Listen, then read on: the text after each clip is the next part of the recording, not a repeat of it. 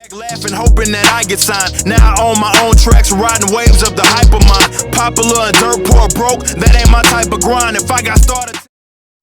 Welcome to 3 Count Commentaries. We're going to be talking about AEW Dynamite, August 24th, 2022. We got an extensive notes segment because on this day they decided to dump all of the AEW news on one day. So we're going to be talking about the CM Punk, his response to everyone saying that he's unhappy. We're also going to give a bit of a follow-up to the quote-unquote contract tampering nonsense that's been going on with Tony Khan. And we got to talk about Warner Brothers and their financial situation, considering it is very important to AEW. So these are going to be, I don't know how long this is going to be, but it's going to be kind of long. So strap yourself in. We're about to be here for a while. Let's start up with CM Punk. So CM Punk did an interview with Sports Illustrated before Dynamite, where, you know, he got to put his side out there. And I'm going to get you the long and the short of it. Punk says, you try not to put too much stock in internet rumors, but for AEW, I definitely think that's part of our audience. Twitter, not real life, though. On top of that, a lie makes his way around the world twice before the truth puts his boots on or gets out of bed. If I addressed every rumor, I'd be here all day. I love AEW. It's not a competition of who loves it more or who's the heart and soul or who's this or who's that. AEW allowed me a second chance to do what I do best, and that's professionally wrestle. Then when he was talking about behind the curtains intrigue or whatever, CM Punk said, it's one side of the story. My locker room is never closed. It's always open. Anybody who wants to DM Meltzer some bullshit can come talk to me about it. It's not macho, stupid bullshit. I'm an adult. Come talk to me. So he's saying clearly that there is somebody who doesn't like him. So somebody's been talking to Meltzer, apparently. But he's saying that the stories are not true, that he loves AEW. Everything is all rose petals and bubbles. How could you believe that he hates AEW when they gave him the opportunity to professionally wrestle? So then when he was asked about going off script, he says, I'm trying to sell tickets to the live events. That goes back to me saying Twitter isn't the real world. Twitter is a bunch of people that don't really care about your opinion. They want to find like-minded opinions that share their worldview. I'm trying to tell stories, sell tickets, and get people to tune in on Dynamite. So he humiliated Hangman Page because he's trying to get people to watch Dynamite. Well, that's good. Thank you for that, CM Punk. Of course, that's your job, you know.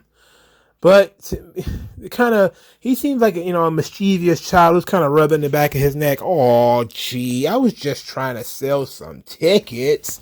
I'm just trying to put some butts in the seats. Why I gotta be such a big deal? It's like, well, you do know what you did. Like, we do know that Kenny Omega cut his little promo after Dynamite the previous week, in which he says we're not trying to be something we're not. We're not trying to be a tribute band and all that kind of stuff. So clearly, there are people within AEW that are whispering. There's some chatty patties in AEW. And CM Punk came out and said, oh, it's not true. It's not true. Oh, it's so not true. And guess what? It might not be true. It might not be true. I don't know for sure. I'm not in that locker room. All right. He also talked about John Moxley, but we don't care about that, do we? No, we don't. But it's very, very suspicious. Same day that CM Punk comes out and starts talking about, oh, it's not that big of a deal. I'm just trying to sell some tickets for Dynamite. I'm just trying to make everybody happy, man. I'm trying to professionally wrestle. That's all I want to do in AEW is professionally wrestle, baby. Here's what Tony Khan had to say about the situation. He spoke on Busted Open Radio. It's unresolved anger, I think, from the world title match at Double or Nothing, and we had not really tied up all those issues. CM Punk made one appearance to wrestle after Double or Nothing, and it was immediately after that he got injured and was forced to step away. There was clearly some stuff that never got resolved at Double or Nothing, then immediately jumped into somebody who was challenged him. In not a type of match we've seen in AEW before. We've had interim championships established, but we've never had an interim world champion or an undisputed world championship match like this. So immediately he went from addressing the situation directly into kayfabe promoter stuff. So did he really address it? No. Does anybody really care that he didn't address it? No. Because what the hell was he supposed to say? What is he going to say? You know, there's not much that he can possibly say on the subject. There's also an interesting little tidbit about Freddie Prinze Jr., who apparently knows some people in AEW because, you know, he was trying to start his own wrestling company. So he's been having his fingers all up in this pie. And even he says he's been hearing stuff from people backstage in AEW that things are going bad. So let me try to find that quote for you just so we can give a fuller picture of what's going on here. So here's what Freddie Prinze Jr. said. There's two ways to look at it. Either it's a work shoot and he's trying to turn heel and there's real stuff going on and it's a receipt time. I happen to know that there's a little bit more of the latter. And I think he's just trying to take advantage of it and saying, okay, I'll roll with it. But not everyone backstage loves CM Punk, and it's not just because of Colt Cabana. It's because of the way they feel he's behaved since he got there behind the curtain. It was actually something that Hangman Page said in his promo when they were having their run to the title match. I remember Page said, I'm not just defending this title, I'm defending all those people back there. A lot of people don't feel like CM Punk shows anyone respect, really.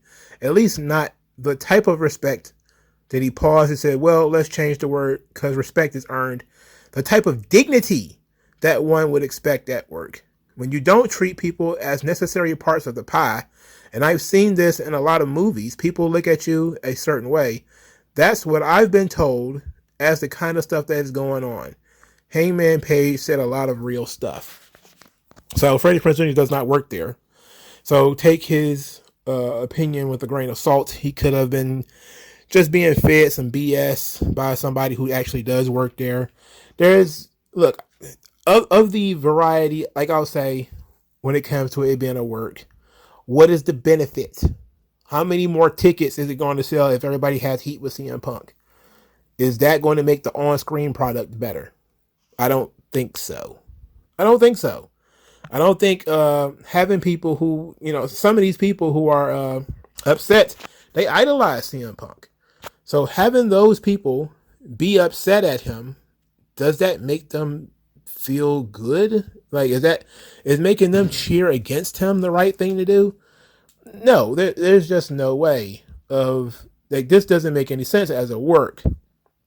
So the truth is, it's more than likely a situation, and look, if there was money involved, if there was money at the end of this, I would say it's probably a work. But if I don't see the cash at the end of this, like, what's going to happen in which they're going to be able to make money out of this? Hangman Page beat CM Punk. Come on. There's just no way of making any money off this thing. So why would it be a work? Now, it could be an exaggeration. But not likely. Chances are that there probably are some people back there who don't like him. And there's, guess what? Probably people back there who do like him. And, he's got a lot of authority and a lot of power right now because of his status. But to me, this next story is a complete distraction. This is the Tony Khan contract tampering nonsense. So apparently, this is from Cage Side Seats. It says the stat site and PW Insider have now published the notes from the meeting.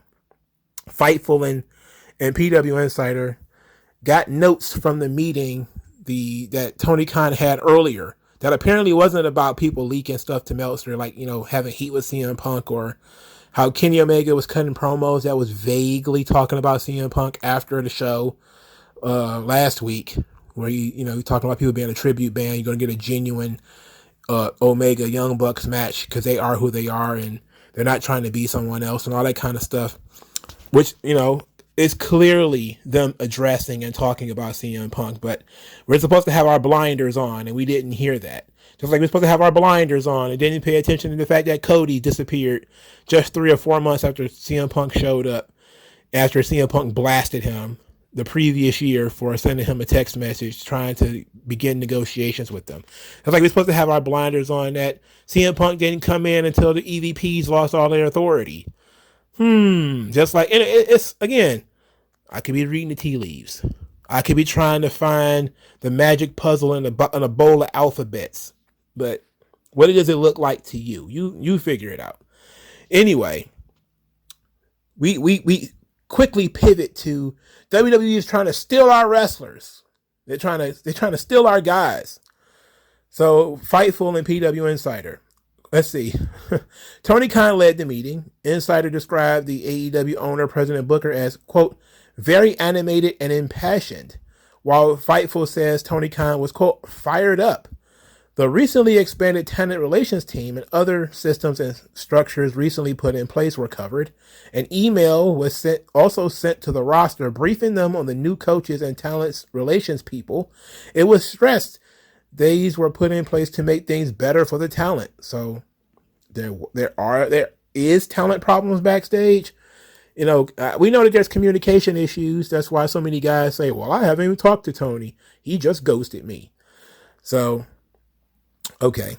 Then he said, Fightful says access to Khan was discussed in response to rumors of inability to speak to him and miscommunication resulting.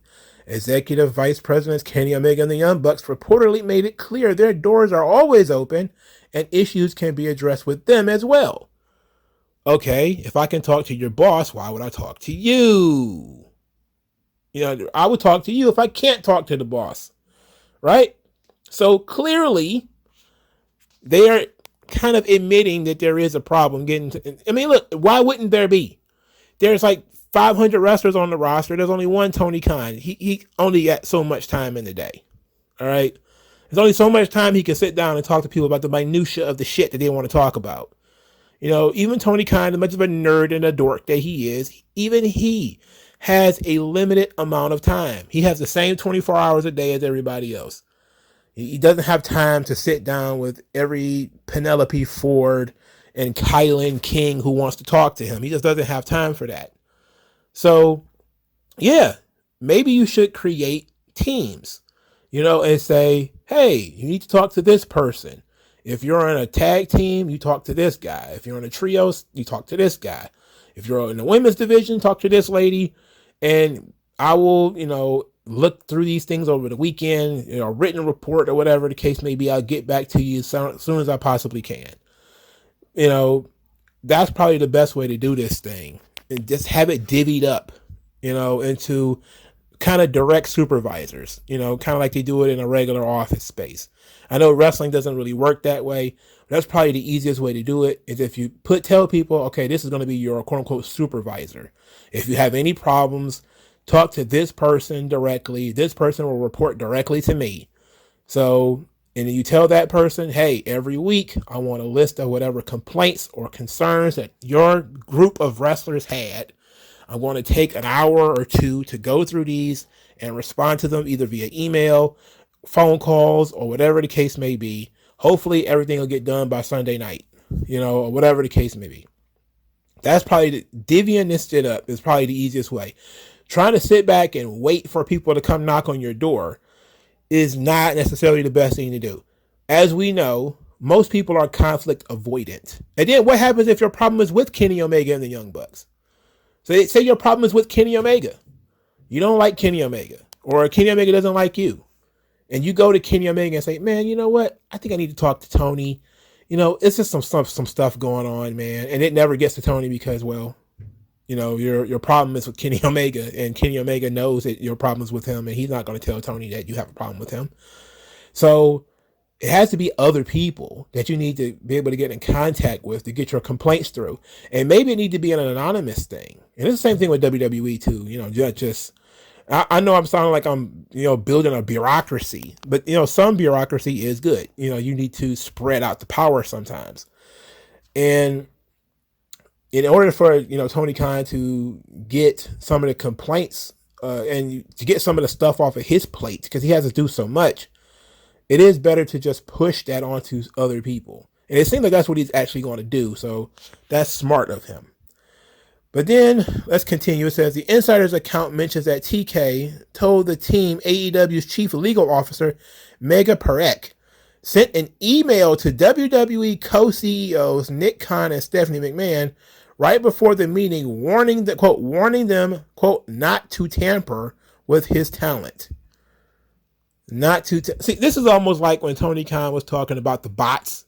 When things were going bad for AEW, it was always, there's these bots and they're all trying to down talk AEW Dynamite. We're all having fun over here. Everybody loves it. And then here comes the bots, and the bots don't like Dynamite, and the bots are doing all this damage. And people was like, he's like, I can prove it. It was bots. And everybody was like, okay, Tony, feel free to prove that there was bots. And we are still waiting. It's been over a month. It's been like 2 months, maybe 4. It's been a long time. He's never proven or produced any evidence at all that anybody created some bot accounts to screw over AEW Dynamite or AEW at all. It was just talk. And now we get this contract tampering crap. Now, on this instance, one of his good friends actually took up for him. It was Chris Jericho. Now, Chris Jericho says he was tweeted at. Somebody says, I need Kevin Owens, Sami Zayn, and Chris Jericho faction. Make it happen, Y2J. And Jericho said, well, some higher ups want that to happen sooner than later. Hashtag tampering. So apparently Jericho was saying, oh yes, it was me that they tried to contact and sign up. And that should tell you right there that it's probably some bullshit. Jericho knows what he's doing. The thing is, all you need to do is really think about what Tony Khan, what he wants to be, and it's a dead giveaway. He wants to be Paul Heyman. This is the kind of shit that Paul Heyman claimed other people was doing. People were trying to steal my talent, even though in that instance, Paul Heyman was not lying. It literally was Ty Gordon hooking up talent with WCW. That literally did happen. Ty Gordon even admitted that it happened. He's the one running around saying, oh, there's no mole. There was no mole inside of ECW. And then you'd be like, well, didn't you broker the deal? Didn't you call Kelvin Sullivan to get Public Enemy a job in WCW? And he was like, yeah, I did that. These guys busted their ass for me. They're my friends. I was, of course, going to help my friends. And people are like, numbnuts. That's what Paul Heyman is talking about. Numbnuts. You were the mole. Heyman was not wrong. You were helping people leave ECW. Yes. Oh, I felt that they were my friends. Like, that's not the point.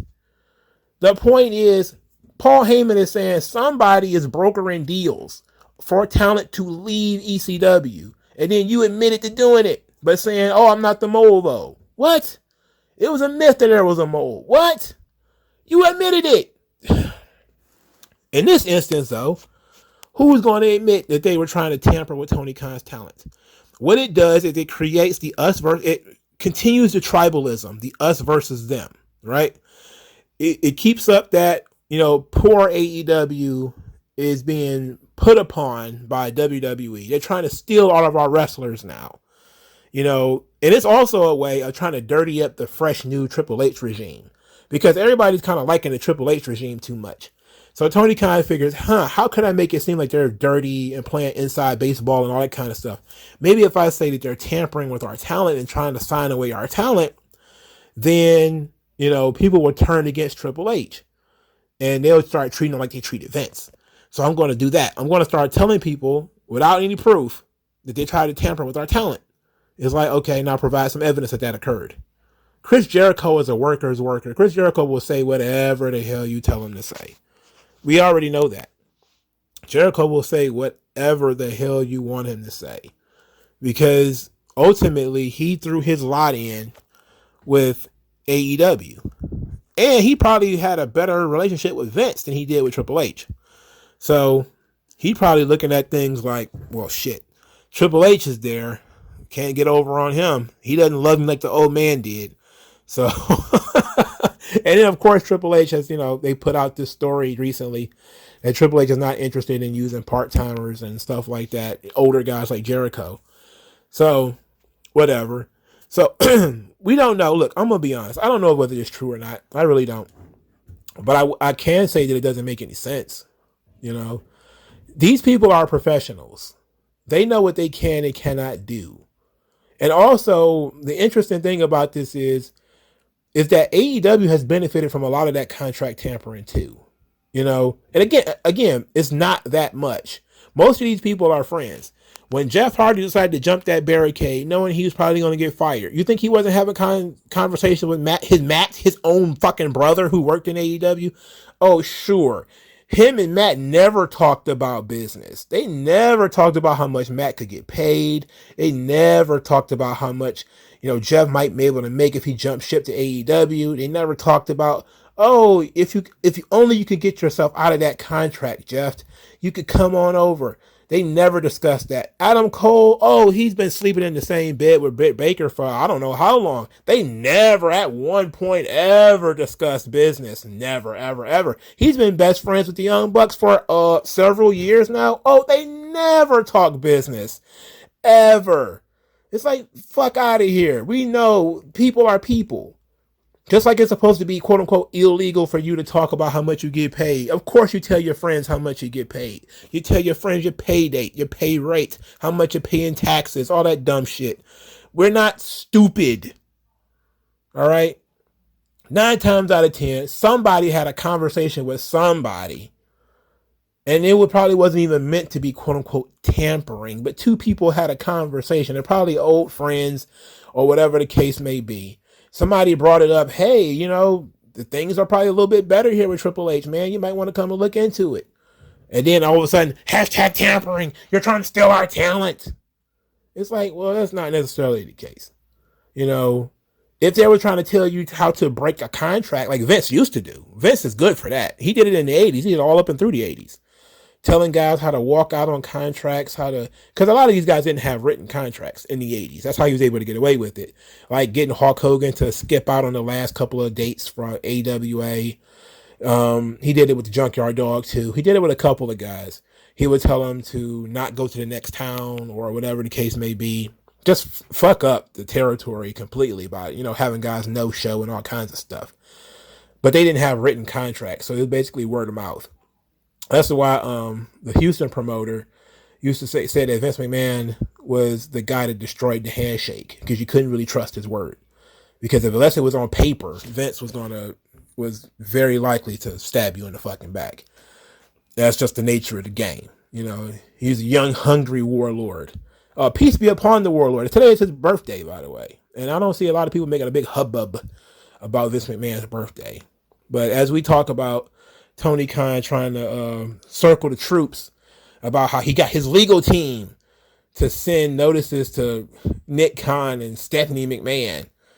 Imagine Nick Khan opening that goddamn email, if that email was even sent, and opening up that email and reading this and like, what the fuck is this guy talking about? He probably calls people from out of the hallway, random janitors and shit. Like, hey, come here and read this. Read this shit. And this guy just sent me. I'm trying to steal Swerve from him. What? I'm trying to swipe Bobby Fish from him. What the fuck are you talking about? There's nobody on that roster worth getting sued over. Trust me, not a single motherfucking one of them. So trust me, there's not a single person on that roster that's worth the lawsuit. So believe me, I don't believe at all that WWE is trying to tamper with his talent. It's nonsense. All right. So the last thing, we got to talk about Warner Brothers Discovery. Shout out to my good buddy, Banana Williams. It's Banana Williams Unpeeled at Road Doggy 7641 on Twitter. He told me about Brandon Thurston and WrestleNomics having this ridiculous projection. It is absolutely absurd. I did not know about this at all. I didn't know about it at all. But apparently Brandon Thurston of WrestleNomics truly believes that AEW is going to get $175 million from Warner Brothers Discovery for AEW Dynamite. He truly believes they're going to get a 4 times. There's a graph. I don't want to read the graph too much, but they're talking about how much will the new TV deals be worth to AEW and WWE. So he thinks WWE is going to get a 1.5 time increase from $470 million for Raw and SmackDown to $705 million. Okay. But the Dynamite and Rampage one is absurd. He thinks they're going to go from $44 million to $175 million. I don't know what he based this on. Neither one of us know what he based this on. I looked at it and literally laughed. Why? Because Warner Brothers is losing money. Warner Brothers is chopping up HBO Max. They're dumping movies left and right. They have no cash. They've lost $3.4 billion or $1.50 per share on their stock price. They're not giving AEW $175 million. The likelihood of that almost not exists. I'm almost willing to bet my hair on this, that they're not going to get $175 million. Now, considering that's so laughably absurd that I don't even believe it, some people think they're not even going to get a new deal at all, that they may even get dumped. Now, I'm not going to go that far. I'm not going to go as far as say that AEW is going to get dumped off the network. Do I believe that? I think there's an off chance that could happen. I think that if they do get an increase, it'll probably be a moderate increase. Moderate. That's at the most, but it depends a lot on what Zaslav thinks of sports. And I'm sure that's what he's qualifying AEW as live sports. On the WB Discovery, on their earnings report, they do mention AEW Dynamite. They do mention that TBS is number one among men 18 to 49. So they're touting the success of Dynamite. So that means that they at least are looking at it and saying, hey, or at least they're telling the investors, okay, we're doing some good stuff here. Now, if you go through the earnings report, AEW does not come up. Not specifically, it doesn't. They just use kind of a picture of AEW as one of the properties that are on TBS. But a big reason why, they do well on Wednesdays is because of AEW Dynamite. So I think it's fair to give them some credit, right? It's fair to give them some credit. But if you think they're going to get like this huge increase, it's like, bruh, you don't know who you're messing with. And this projection, by the way, came out in August, right, of 2022. So WrestleNomics, literally a couple of weeks ago, maybe. I think it was before everybody knew how much Warner Brothers was going to go through and start taking the axe to WB. To HBO and to the DC Entertainment franchise. They're just dumping tons of movies. I think they just got rid of the Aquaman movie, won't be coming out anytime soon. I think somebody said that they lost like tons of money. It's embarrassing the amount of money that they lost in just a short amount of time. And to be quite honest, it's not that Zaslav, the guy who his company Discovery bought WB. It's not that he's doing anything wrong. It's that WB was fucked in the game before they bought it, and he's trying to streamline stuff and fix it. So as far as going through and canceling all of these movies that were already made and postponing movies, and not even, they're not even releasing movies as far as I can tell. The reason why they're doing all that stuff is they're trying to save up some money because they're like, I don't know, $50 billion in debt. Instead of, going through this, I just want to go through a little bit of the earnings report. Let's just do a little bit of that. Not too much, but just a little bit. So it says, ended quarter with $3.896 million of cash on hand and a gross debt of $53 billion. This is in their second quarter earnings report from August the 4th. $53 billion of debt. $3,896 of cash on hand. Are you kidding me? Are you kidding me? Now, Warner Brothers Discovery was the number one TV portfolio for total time spent by viewers in the U.S. TNT was the number one TV network overall for men 18 to 49 and 18 to 34, driven by sports. This would probably be the NBA and have nothing to do with AEW, because I think Rampage, well, maybe Rampage helps. It said TLC was the number one cable network in the industry, except sports, in prime time for women 25 to 54. So there that goes. To be quite honest, the likelihood of AEW getting a big boost in their sponsorship or in their rights fees is slim as dental floss. The likelihood of it is very low. And when you look at some of the other people throwing money around, anybody who else going to throw money around is probably going to be throwing money around on their streaming service. So as me and Banana Williams was talking about, there's plenty of potential buyers out there. There's Amazon, there's Apple, there's Paramount, Disney. There's a lot of people out there willing to spend money on exclusive content. So it's not like WB is the be all end all for AEW, but it is very difficult to get back on TV because there's very few networks that aren't either owned by Fox, well, NBC, Fox, or Disney, or Warner Brothers. So it might be fucked when it comes to Dynamite on TV, but it may live on streaming in a different kind of form. And I think that that's probably the most likely thing that's going to happen. Like, all this shit is going to end up on streaming eventually. That's just my opinion. I think Raw, SmackDown, Dynamite, and Rampage, it's all going to end up on streaming eventually. It's all about who's going to get there first.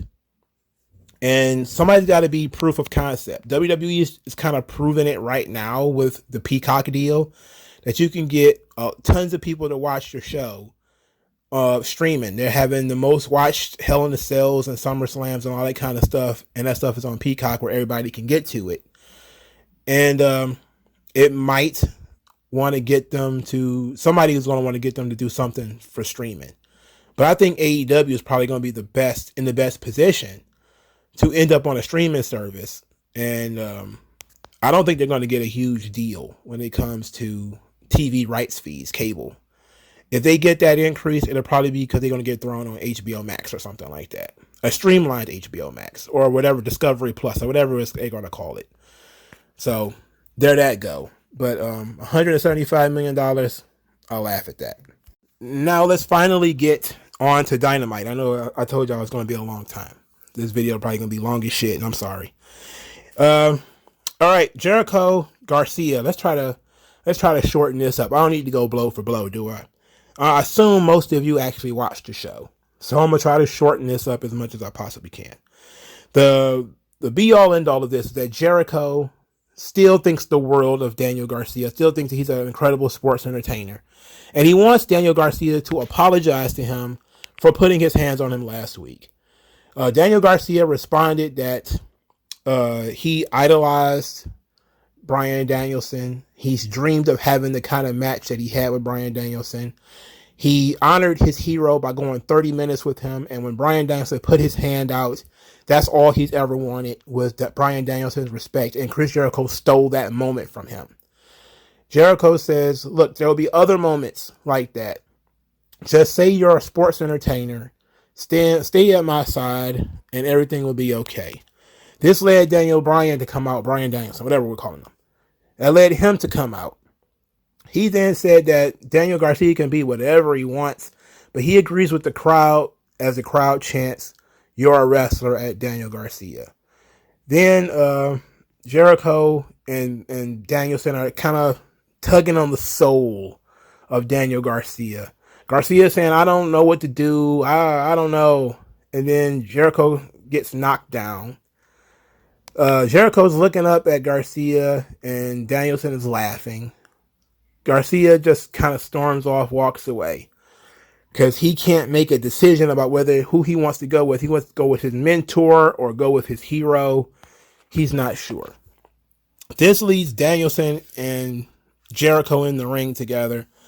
Jericho starts talking about how he's heard that Danielson is the best wrestler, but he doesn't believe it. He hasn't seen it. He's known Danielson for a long time. He's never seen for one moment that Danielson was the best. So Danielson turns that around and say, hey, you said you was the last student of the Hart Dungeon. If Stu Hart could see us, who do you think was the best wrestler? If your hero Owen Hart was here, who would he think is the best wrestler? And Jericho kind of got offended, kind of got upset, started getting in his face. And then Danielson said, if we had a match right here, right now, who would win? So Jericho kind of backs away and says, well, you want to have a match, fine, but we'll have it at All Out. And then told Danielson he better watch his back because he never knows what's going to happen. Then he got attacked from behind by Jake Hager, which is suck ass, of course. Now, I think that the segment, it was a strong segment. Daniel Garcia is still sort of weak, but he actually got his message through here. Like, it was perfectly fine. It wasn't cringy. It felt legitimate, but I don't see how he can go beyond this. Again, this is just more wrestling stuff. It's just more wrestling. And to me, it comes across kind of weak too, because WWE has kind of dropped the whole sports entertainer stuff. Now that they're calling them guys wrestlers too, everybody's a wrestler now. So it kind of undercuts what the mission of this promo was to be about. Like, this whole storyline is to separate the sports entertainers from the pro wrestlers, and kind of a shot at WWE. But that was more of a Vinceism. That was kind of Vince's thing, to be a sports entertainer. And now Vince is gone. Now these guys are yelling about being wrestlers on Raw, and they're yelling about being wrestlers on SmackDown, and now they're yelling about being wrestlers on Dynamite. And it's like, okay, all of you are the same then. Who gives a fuck? You didn't define what a sports entertainer was anyway. You're not showing me what a sports entertainer is. You're just kind of being silly, which I guess is what sports entertainment is supposed to be. It's supposed to be kind of like silly. But Jericho still calling himself the Lionheart, and that's fine, I guess. I guess that's fine. But Danielson and Jericho, I love that. I think that's great. So if that's what we got to do to get there, fine. I would rather they just go full Vince Russo and do, Daniel Garcia on a pole, baby. Or go Vince McMahon. Custody of Daniel Garcia match. Somebody. And Jericho, if you really wanted to do a sports entertainment angle versus pro wrestling angle, you should have Jericho suggest that. How about we put the contract for Daniel Garcia above the ring, and the winner who grabs the contract is going to be the guy who has to manage and has control of the career of Daniel Garcia. Go full sports entertainment with it. And treat Daniel Garcia like a child that's in between two parents. Like the child of a divorce. I mean, go ahead, do it. I dare you. They would never do it. They don't have the balls. So why the hell would you do this storyline if you're not willing to go all the way in on it? I would mock that storyline completely. It would be certainly Who's Your Poppy. I'm telling you, that'd been the first thing that came to my mind. As soon as you say, okay, we're going to put Daniel Garcia in the middle of these two veterans, I said, oh, kind of like Dominic Mysterio was in between Ray and Eddie. So we're going to do a custody of Daniel Garcia match. We got to do it. I don't care who's the best wrestler. That's the thing. You can tell me I'm the best wrestler. No, I'm the best wrestler. It's like, okay, any two people can have that conversation, but not any two people can really get involved with owning the soul of Daniel Garcia and winning it in a fucking wrestling match. You don't even it don't need to be a ladder match. It don't need to be on a pole either. You could just have a briefcase with Daniel Garcia's soul in it, like Marcellus Wiley. It's not Marcellus Wiley, but Marcellus from Pulp Fiction. Like Jericho wins and pops open a briefcase and it's like glowing on the inside, and it's Daniel Garcia's soul. And he could be like, "We good?" Jake Hager be like, "We good." And they walk off with his soul or some shit. I mean, why not?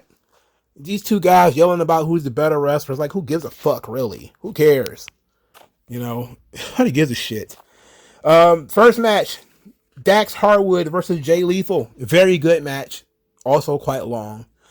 They had some ferocious chops in this match. Jay Lethal came out there by himself. He sent Sanjay Dutt, who's the most useless man in wrestling, and he sent him and I was about to call him Sanjay Singh. What the fuck? What's the guy? Satnam Singh. Oh, Jesus. Anyway, Dutt saved Lethal while he was in the sharpshooter. This led to Lethal Dutt pulling out a pencil, like he was going to stab him with a pencil, or he just shocked him with a pencil. Like, what if the pencil was for? I don't know what that was going on. But that led to a series of 150 roll-ups before they did some more moves. And then Jay Lethal rolled up Dax, pulled the tights, and won. So Jay Lethal wins. He defeated Dax Harwood. Dax Harwood has been on a roll as being one of the most tremendous wrestlers of the year. He has been awesome this year. This match was very good. It was too long, but it was very good. Sanjay Dutt then got on the microphone and say, "We agreed to your trios match, but we never told you who our partners are going to be." And I was like, question mark over the head, because I'm like, okay, who could it possibly be? And then we see that it's the Motor City Machine Guns? The guys who never appeared on this show at all? Guys who, it's to my knowledge, are still baby faces? Why? Is anybody going to explain why? Why? Why is the Motor City Machine Guns Jay Lethal's partners? Oh, I'm sorry. It's a good match. I'm not supposed to ask that question. It's a better match now, so I can't ask. So Jay Lethal was running around with Sanjay Dutt and Satnam Singh for apparently no fucking reason. Because when it times to actually start using these fucking guys, well, we're going to sub them with some other dudes. Because it'll be a better match. What the fuck? And then I thought this whole point of this thing was so that Wardlow could powerbomb Satnam Singh. I thought that was the whole fucking point. I thought that was the reason we were going to do this. But now apparently it's just going to be another 25 minutes, everybody running and doing knee strikes and thigh slapping and a bunch of other shit. Come on, brother. Don't we already got to sit through a trios title match at that pay-per-view? So why on earth do I want to watch the Motor City Machine Guns and FTR? Look, I'm fine with that match. If you want to have FTR versus the Motor City Machine Gun and a special challenge or whatever, great, thumbs up. Why the fuck is Wardlow in that? He shouldn't be in there then. You can do whatever you want with FTR and the Motor City Machine Guns. Get Wardlow the fuck out of there. Why is he in that? And why is the Motor City Machine Guns in this? This makes no fucking sense. They didn't even appear on the TV. They played their Impact theme and people were like, okay, sure. We like those guys kind of, but can you explain why? No. It sucks. Because I like the Motor City Machine Guns. I think most people do. But for Christ's sake, they're a babyface tag team in Impact. Why would they jump ship to AEW to be heels and work with Jay Lethal? Why?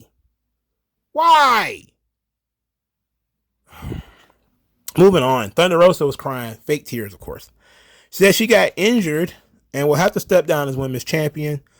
And there's going to be a interim champion crowned at All Out. This was the longest and probably the most content that Thunder Rosa has had in a promo since she became AEW Women's Champion. Well, it's probably the second. She had one fiery promo probably like 3 or 4 months ago. But that was about it. So apparently she got hurt. Some people say she got hurt in a trios match on Dark. Oh, I shouldn't laugh. But apparently somebody said that she got injured on Dark. Some people say she got injured at one of these bullshit indie wrestling shows that she does. In any event, Tony Khan has to take better care of his champions. You have to limit the amount of reps they get. I mean, come on. She got injured in a match that didn't mean anything. No matter where did it happen. Doesn't matter if it happened on AEW or not. If she got hurt on Dark, if she got hurt on Dark Elevation, if she got hurt at Warrior Wrestling over the weekend or whatever the fuck, somewhere in Mexico or something like that, none of it matters. The most important thing is you were selling tickets to All Out for a match between Toni Storm and Thunder Rosa. You needed both of them to make it. Now one of them didn't. So now it's a fatal 4-way. And I'm like, okay. So who's in the fatal 4-way, you might be asking. So I'll tell you. For starters, Britt Baker defeated Kylan King, as if anybody had any doubt about that. It was, I think, during this match where the fatal 4-way was announced. It's going to be Britt Baker, Jamie Hayter, Toni Storm, and Hikaru Shida. Shida has been off TV for months. Months, I said. She's been off TV for months. Britt Baker got on the microphone after she won the match and said that this is a shame what happened to Thunder Rosa, but when she was champion, she wrestled all her matches. She didn't get injured because that's what a champion does. Then she said that Toni Storm, nobody cares about her. People only care about Toni Storm because she's in the ring with her, which means pronouns, pal. It means that because Toni is in the ring with Britt. That's what she means. So Toni Storm comes and marches into the ring like she's some kind of sawed-off badass and gets jumped from behind by Jamie Hayter. Then Jamie Hayter and Britt Baker commits to stomping Toni Storm out. And then Hikaru Shida makes the save to absolutely, positively no reaction. I felt so bad for her. Because she has been on this show for all 3 years, I think. This is the first time I think she's gotten absolutely no reaction when she came out. It's like people didn't even know what was happening. People was just looking at that and was like, oh, here come a Japanese girl with a kendo stick. Interesting. I feel so bad for her, man. I love me some Shida, man. I feel bad for her. Somebody save Shida. Clearly, Toni Storm is going to win the title. She's probably going to win the belt anyway. But she's going to end up being the interim champion. Some people have suggested that Thunder Rosa is likely to be faking. Maybe she's faking to get out of this match. And I think that would be an interesting angle. That Thunder Rosa says that, you know, we find out that Thunder Rosa was faking and she just didn't want to wrestle Toni Storm. So she tried to get away out of it by faking an injury. That would be very heelish. You know, very cowardly too. That would be great. That'd be a great heel angle. But at the same time, especially since you consider that you're not going to get stripped of the title, you're only going to be considered half the champion. Then you could probably do something where Toni is the interim champion and you cost her the interim belt, and then you can unify it by beating someone else and not have to actually wrestle her. That could be an interesting angle that you can run. You know, that's a long-term angle too, where, you know, they could tease that they're going to eventually wrestle each other and fuse those titles, and then Thunder Rosa can turn heel by costing Toni the interim belt. And then somebody else, probably Jamie Hayter or whatever, Britt Baker wins it. And now you got to have Thunder Rosa unify the titles. She does that, and then Toni is named the number one contender for that belt, and you can have some heat going into their actual match. That would be interesting long-term storytelling, you know. It would be very interesting, to be quite honest. But it's almost kind of ridiculous because you would think the first match Thunder Rosa could have would be a match where she unifies the title. You know, that would probably be, you know, I don't know. But it's just something I was pitching out there. Not something I thought all the way through. But who cares really about Thunder Rosa? I mean, she sucks. And she sucked for a long time. She's been uninteresting for a long time. And she's been top 2 worst AEW Women's Champions. I know Riho is certainly up there. That other one, Nyla Rose. Thunder Rosa's pretty bad though. Like, at least Thunder Rosa's matches were good. Like, her promos have been absolutely awful. But those other two, they didn't have matches or promos that I cared about. So it's a toss-up. But that women's title has been taking a beating. It's not been good. So now it's about to be an interim belt. Who cares? Billy Gunn loses to Colton Gunn. Stokely Carmichael gives Colton Gunn and his brother some business cards. Before this all happened, the Acclaimed rapped, or Max Caster rapped. He rapped about Biden and student loan debt. He's going to wipe you out like Biden did the student loan debt. The thing about that is, I'm not going to go into it. It's not a good idea to spend other people's money. I just put it like that. It's never a good idea. There was a chant of "Who's your daddy?" at Colton Gunn, to which Billy kept pointing at himself, which of course made it funny. After the Gun Club jumped Billy and the Acclaimed, Swerve and Our Glory came out there to help them. So Swerve and Our Glory ran off the Gun Club. Okay. And then later, oh my good God, I can't believe they did this. I cannot believe they literally did the thing that I was hoping that they wouldn't do. It was so silly. They had Lee and Swerve challenge the Acclaimed. It was so dumb. Keith Lee is standing there like, the Acclaimed, my young African-American light-skinned brothers. One of you is even of the homosexual variety. Very diverse tag team. I'm feeling it. But you boys are ranked. You're a ranked tag team. Mr. Swerve and I, we have been on a mission of sorts to defeat these vaunted ranked tag teams. And since everyone loves the Acclaimed, I figure we can show the Acclaimed some love and challenge V to a World Tag Team Championship match at All Out. And then the Acclaimed said some other shit about how they're the best. Here's the thing that really tripped me out. Max Caster said, we're the best homegrown tag team in AEW. I was like, pause. The best homegrown tag team in AEW? I don't even care whether it's true or false. That's not even the important part. Who the fuck talks like that? They say they don't have any scripts in AEW, but they made sure to say homegrown tag team. Could you imagine that? We're the best tag team with "the" in it. Or some oddly specific like that. We're the best tag team made of mixed wrestlers. You know, we're the best light-skinned tag team in AEW. We're the best rapping tag team. And like, come on. Say we're the best tag team in AEW. We should have been the champions anyway. You know, like, why they have to say they're the best homegrown tag team? Why are they putting themselves under all the other tag teams? There's a bunch of other tag teams in AEW. That makes no sense for you to say. But they said it. They did it. It's a thing they did. They chose to do it. And that's on them. I don't care. Tony Schiavone is hanging out with Death Triangle, Will Ospreay, and Aussie Open. It's just guys staring at each other. Will Ospreay, I'm going to cut to the chase. He said words. He said that their mission is for more gold for the United Empire. And Pac says, we're not going to kill ya. We're going to murder ya. Or something to that effect. And I was like, wow. Aggressive, aren't we? You little munchkin. So that brings us to the main event. The United Empire versus the Death Triangle in a trios tournament match. There was no pretense of wrestling at all. I mean, we already know how it goes. There was no pretense. I mean, Will Ospreay started this match running.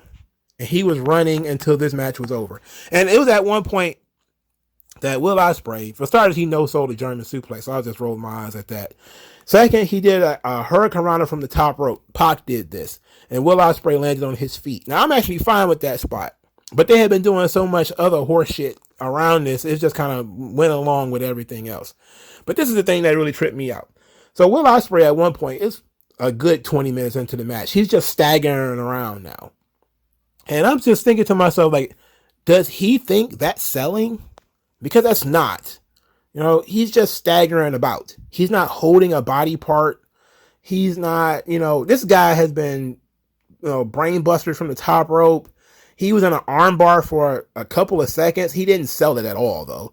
Like, they were on commentary telling you, oh, Will Ospreay, he likes using that arm for that hidden blade, elbow to the back of the head. It's like, it doesn't matter because he's not selling it 40 seconds later.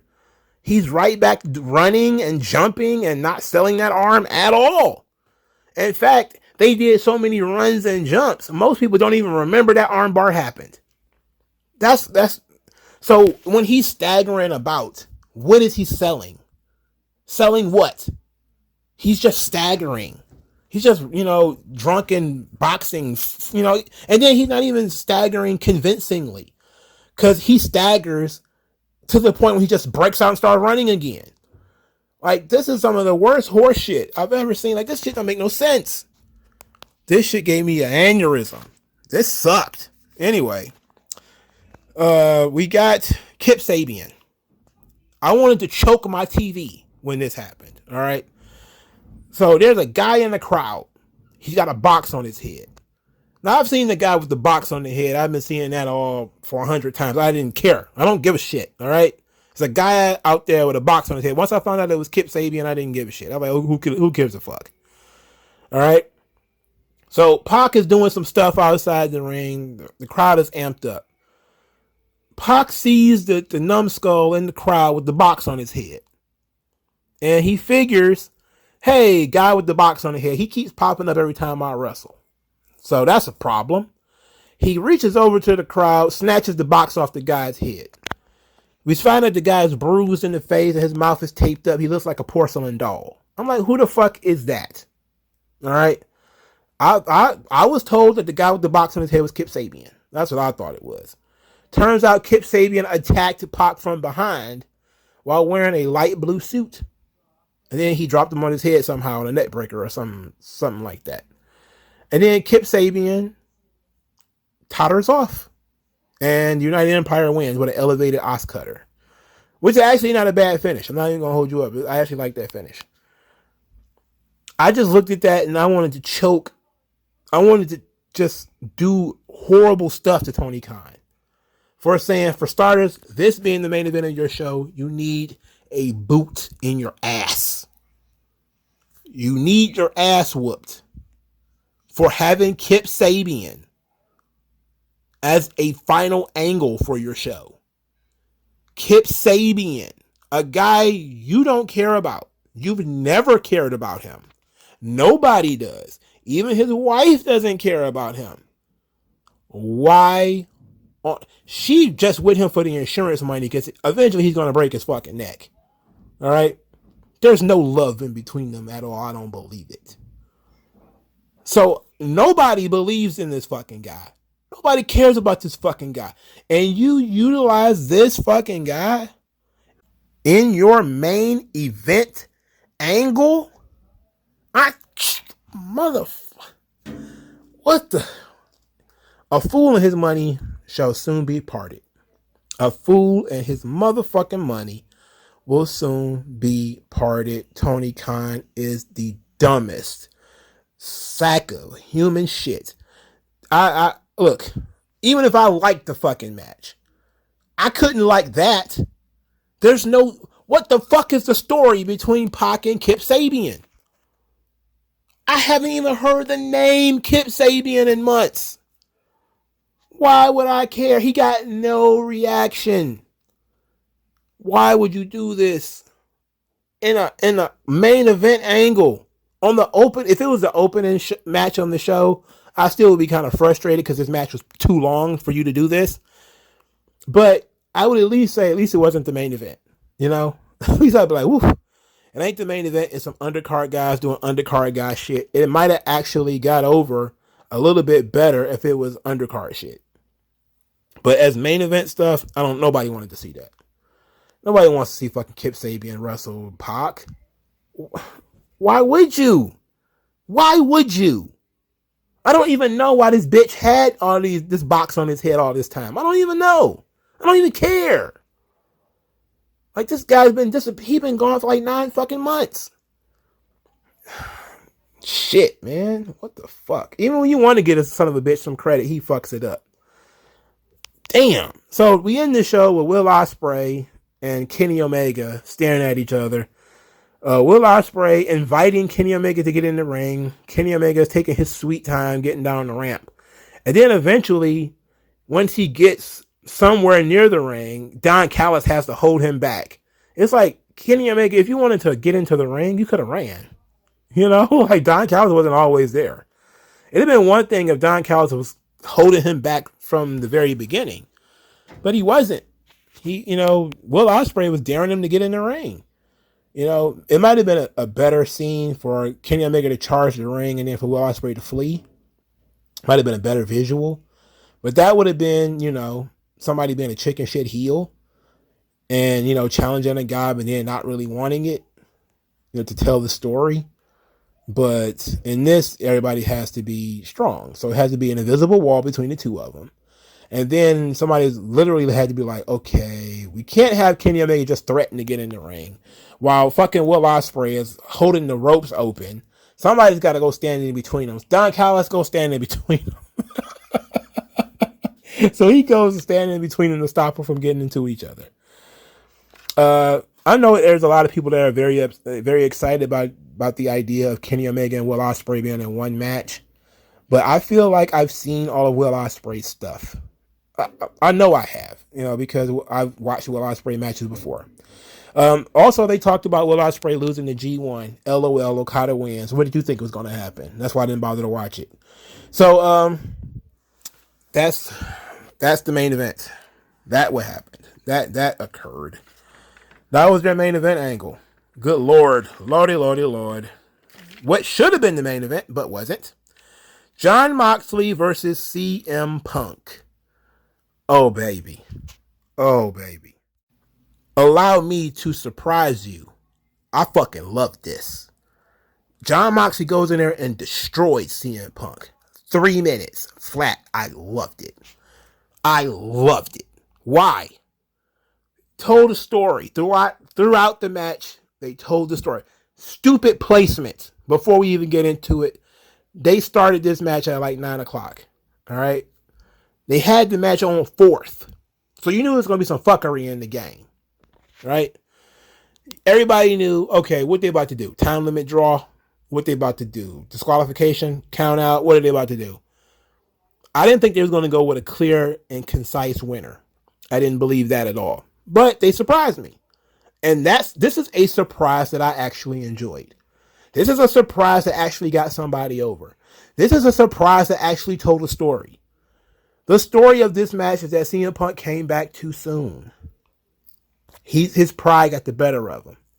Jon Moxley is in a different headspace right now. He's locked and loaded. He's all the way in. So Punk came in there with all that weak shit and Moxley ate him up.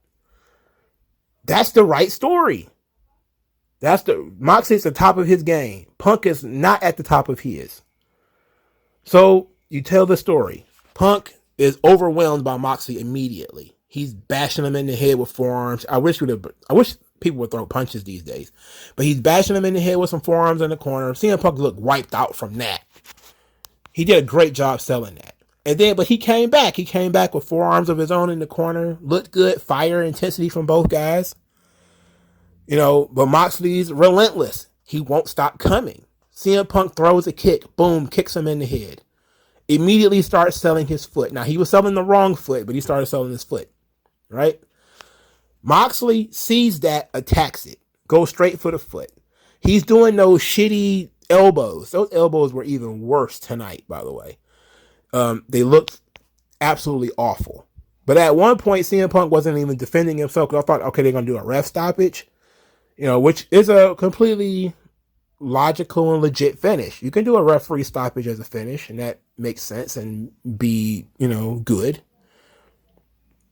So Moxley ends up grabbing and kind of twisting the ankle of Punk, hits him with the Death Rider, and pins him flat, clean, in front of everybody. And Moxley is, validated. He's like best in the world. Fuck out of here. Beat his ass. Who is he? He's nothing. Moxley's holding up both belts.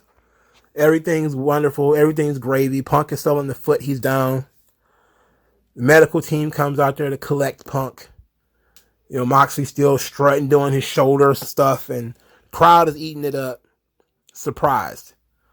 They do the dramatic shot of Punk looking behind him. He makes sure to get his DiCaprio on. He moves his hair out of his face so that you can get a good look at his face. That's that WWE training. He wants to make sure that you can see his face, how disappointed he is in himself that Moxley steamrolled him like this. And you see that Moxley is, he's on top of the world right now. And CM Punk's at the bottom.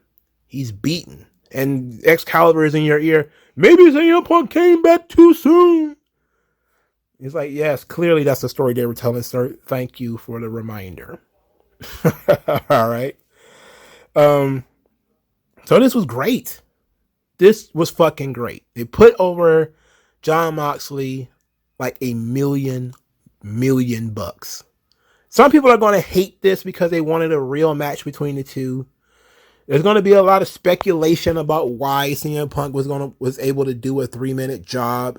It's because he's CM Punk and it doesn't fucking matter. That's the point. Nobody gives a shit that he lost in 3 minutes. Everybody knows he's got the foot injury as an excuse. But this could set up a bigger match between the two of them later, where now CM Punk has to come back bigger, stronger, better. Now he's got a new nemesis. CM Punk, this is so smart, because the entire concept behind CM Punk is that he was getting stale. His story was, do I still have it? Once he became world champion, it became, yeah, I still got it. Now he's got to find a second gear, a second act. What's my next story? Now his next story is, I got to the top of the mountain. I broke my foot. I tried to do what I used to do, which is I'll work through it. I'll work through injury. He even talked about this in this silly Sports Illustrated article about, it was a thinly veiled shot at WWE where he was like, I owe you one, pal. That kind of thing. About working through things injured and how he didn't want to let the team down and all this kind of stuff, right? So that's what he was doing. He was working through injuries, saying, you know what? My foot is not 100%, but I need to be there for the team. And he went out there and he laid it all on the line and he got crushed. He wasn't ready. He got crushed. Now he got kicked off the mountain. Now you have to be invested in CM Punk coming back. That's the story. That's good. That was smart. And it seemed like this might have been CM Punk's idea. That, what good does it do for him to have a long, drawn-out match where he tries his best against Jon Moxley, even with the foot, and he still loses? Then he gave Jon Moxley a pretty good fight, and Moxley still wins. All right. That's no different than what Moxley just did with Jericho. Okay? But if we say the only reason he would have beaten him in 3 minutes and beaten him so convincingly and so sadly and so badly is because he was hurt. If he wasn't hurt, it never would have worked never would have went that way. You feel sympathy for CM Punk. That was the goal of him looking over his shoulder, clearing the hair out of his face, making sure you see that he's all old and shit too. Like he didn't dye his hair, so he makes sure that you see the gray. He might have even dyed some of it gray, so he looks older. Because old people get a little bit more sympathy. This was flawless. This was very good. The 3-minute CM Punk Jon Moxley business, that was excellent. Moxley then comes back later and says, "Oh, that's how it was." I didn't expect that, did you? Now I would have left that part out. He says that the people that are mad right now are the people who are always writing him off. But the answer to any problem is Jon Moxley. And that he's the answer to everything in pro wrestling. He's Jon Moxley. He's the man. He doesn't follow any rules. And his time is now. Kind of generic promo. Kind of generic. He needed some fire right here. He didn't get it. Seeing how CM Punk diced him up on the promo, on the microphone the week before. Moxley diced him up physically. I like this.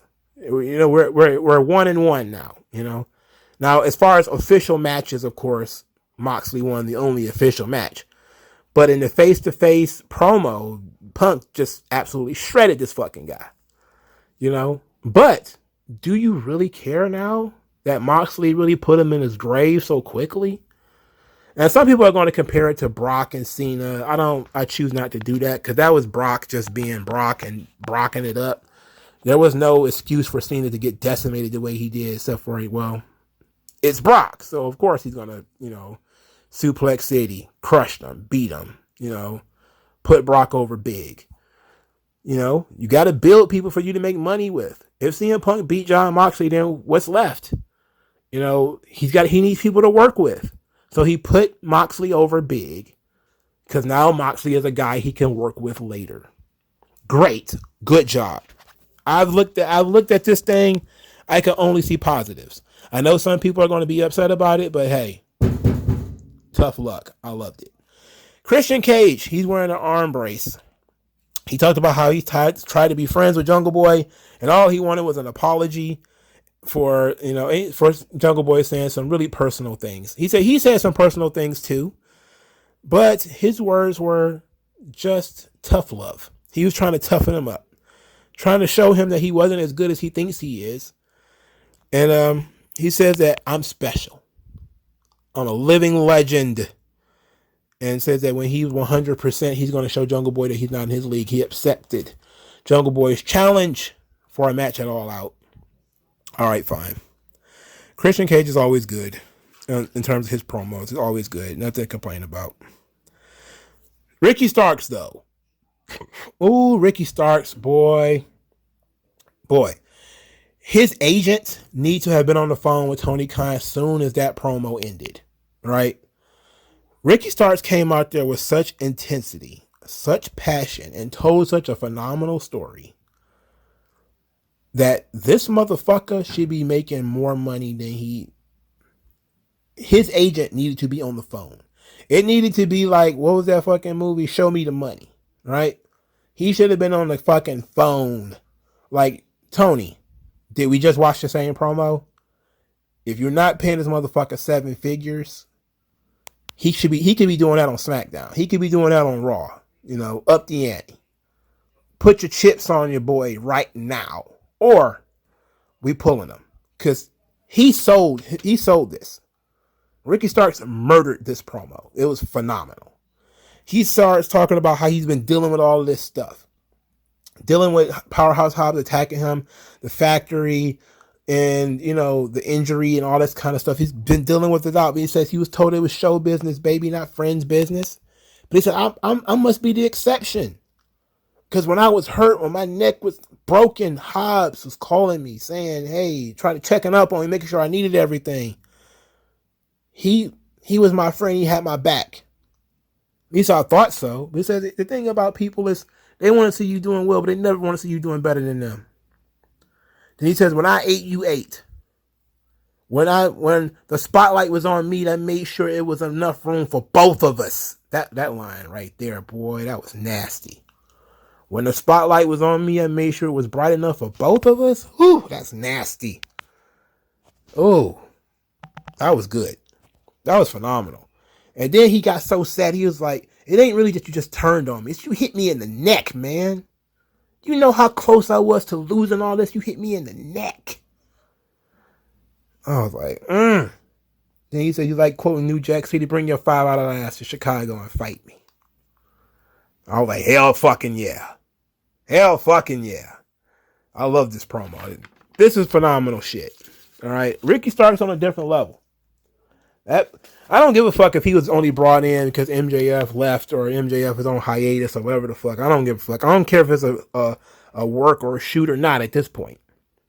Ricky Starks has elevated himself to a whole new plateau with this promo. This was awesome. No sneak WWE dissing. No big oohs and ahs. Just straight up wrestling promo that sold you on this fucking match that he's about to have. He cut a promo on his opponent. Not the other company. Not sneak dissing other wrestlers. He cut a meaningful, content-filled, passionate, intense promo on his fucking opponent about their personal situation. They were friends. And you tried to end my career again. Fuck you. Fight me. It's that simple. It really doesn't get much simpler than that. You know who the bad guy is, you know who the good guy is. No attempt at humor. No attempt at comedy. Straight fire. Ricky Starks, that motherfucker right there, man. I'm telling you, if his agent isn't on the phone with Tony Khan until 2 a.m. renegotiating that contract, he needs a new agent. Straight up. And especially if they didn't write that promo down and he just went in there off the cuff and did that, he needs a new agent. Because if he's making $300,000 or whatever, he's gonna need an increase. Because he's out here cutting, main event promos. I can see him doing that to CM Punk. I can see him doing that to Moxley. I can see him doing that with Jericho. God, just imagine if somebody could be on the other side to elevate this even more. Like, Hobbs is, he's a big dude. And Hobbs is one of the guys I've been pushing for even when he was a jobber. But he's not this guy on the promo tip. He's that guy physically. He's not this guy on the promo tip. If Starks was in a promo battle with somebody that could force him to up the ante, or he could have to cut a promo this good and then another one in response, he could really make you some money. I'm effusive over Ricky Starks right now. Ricky Starks and the CM Punk John Moxley stuff, excellent shit on this show. Excellent. Top level pro wrestling. The rest of it, chuck it in the bin if you want to. I don't give a shit. It's typical AEW, fair. But let me know what you guys think. I thought Ricky Starks and Moxley and CM Punk stole the show. They did phenomenal. Phenomenal business, great stories told. You're left wanting more, and you learned a lot just by watching them. You know what's going on. I would have liked for Moxley to turn a little bit more heelish in terms of maybe just focusing on that ankle a lot, and really kind of getting to the point where people started to boo, where people started to not like him for what he was doing. They felt so bad for Punk that they turned on Moxley. That's kind of what I wanted, but I think it was still great what they did. But feel free to chime in the comment section, and I'll talk to you guys later, man. Peace out.